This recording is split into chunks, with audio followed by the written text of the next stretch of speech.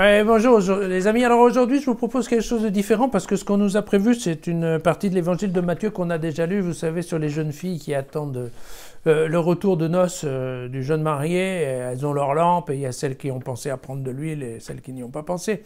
On a déjà travaillé ce texte-là il n'y a pas très longtemps et par contre il y a une première lecture qui me paraît intéressante qui est un extrait du livre de la sagesse. Alors le livre de la sagesse est un livre récent, c'est-à-dire c'est un des livres écrits à la fin de l'Ancien Testament, probablement 30 ou 50 ans avant l'arrivée de Jésus. Vous voyez, donc c'est quand même quelque chose de très...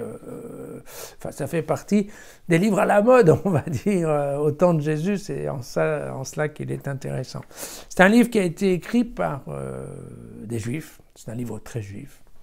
Mais des Juifs qui habitaient à Alexandrie et qui donc étaient complètement sous l'influence grecque, en fait, de la culture grecque. Alors c'est un livre qui est intéressant parce qu'il est à la croisée des chemins. À la fois il y a des idées bibliques très juives et à la fois il y a des idées philosophiques très grecques. Quand on lit ce livre, on retrouve des idées de Platon et de ce genre de philosophie antique. Et donc, à propos de la sagesse, en fait, ces gens-là ont réussi à construire un ouvrage qui donne des conseils qui sont, en fait, d'assez bons conseils. Voilà.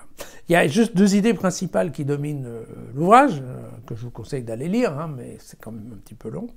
Et tout d'abord, c'est l'histoire de la destinée immortelle des justes, d'accord, face à la vie stérile des impies. Donc, c'est l'idée du repos de l'âme dans le royaume. Donc, vous voyez que là, une fois de plus, on est bien à la croisée de deux cultures. Et puis le deuxième point qui est important, c'est cette idée de personnification de la sagesse, qu'il n'y avait absolument pas avant, et que là, on voit apparaître dans ce document. Et ce qui fait que la sagesse n'est plus, en fait, une méthode pour vivre mieux, d'accord. Dans ce livre-là, on trouve que c'est plutôt une révélation de Dieu, et certains peuvent voir dans la sagesse, telle qu'elle est décrite dans le livre, en fait, un précurseur de ce qu'on appellera ensuite l'Esprit Saint. Voilà. Donc c'est intéressant. Encore une fois, c'est cette croisée, hein, un livre très juif et un livre très grec à la fois.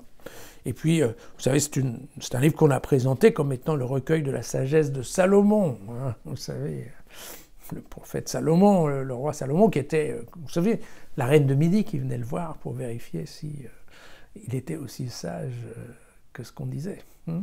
Voilà. Alors, je vous lis ce passage, vous allez voir, il est intéressant. La sagesse est resplendissante, elle ne flétrit pas. Elle ne se flétrit pas. Elle se laisse aisément contempler par ceux qui l'aiment.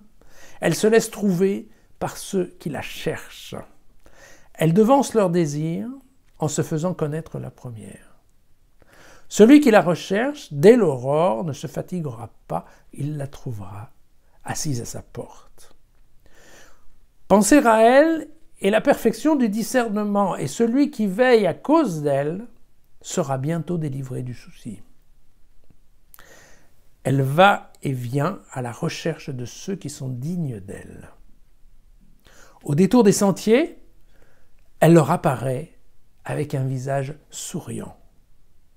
Dans chacune de leurs pensées, elle vient à leur rencontre. C'est joli, non? À demain.